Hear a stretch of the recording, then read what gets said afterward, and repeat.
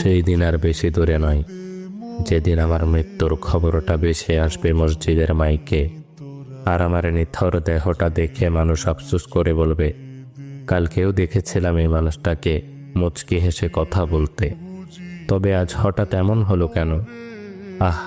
মানুষটা বড্ড ভালো ছিল।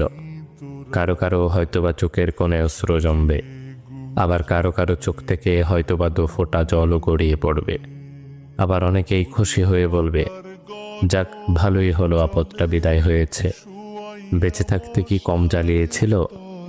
ব্যস্ততার কারণে আমার অনেক কাছের মানুষরাও হয়তোবা আমার জানাজায় উপস্থিত হতে পারবে না। আবার অনেক দূরের মানুষও শত ব্যস্ততার মাঝেও ছুটে আসবে আমাকে শেষবারের মতো বিদায় দিবে বলে। লুকিয়ে থাকবো আমি 3 টুকরো সাদা কাফনের আড়ালে।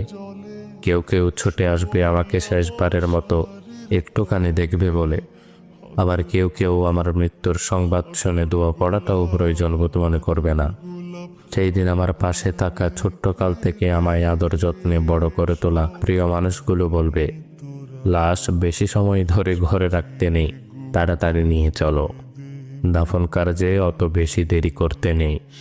শত কষ্ট উপেক্ষা করে তৈরি করা আমার সাজানো গোছানো জীবনের সমস্ত সম্পর্ক, টাকা পয়সা, গাড়ি বাড়ি, জায়গা জমি ইত্যাদি কিছুই আর আমার থাকবে না। এমনকি দিন কয়েক পর হয়তো বা আমার অস্তিত্বটুকুও হারিয়ে যাবে মরুর ধূলিকণার মতো। তারপরও কেন জানি আমার অহংকার, সম্পদের লালসা, ক্ষমতার তৃষ্ণা ইত্যাদি যেন দিন দিন বেড়েই চলেছে। একদিন আমার মৃত্যু হবে, আর সব কিছুই ছেড়ে চলে যেতে হবে সেই অন্ধকার কবরে। এই কথা যেন জেনে বুঝেই ভুলে বসে থাকি এই মিথ্যে দুনিয়ার মিথ্যে মায়ার চাদরে নিজেকে জড়িয়ে রেখে।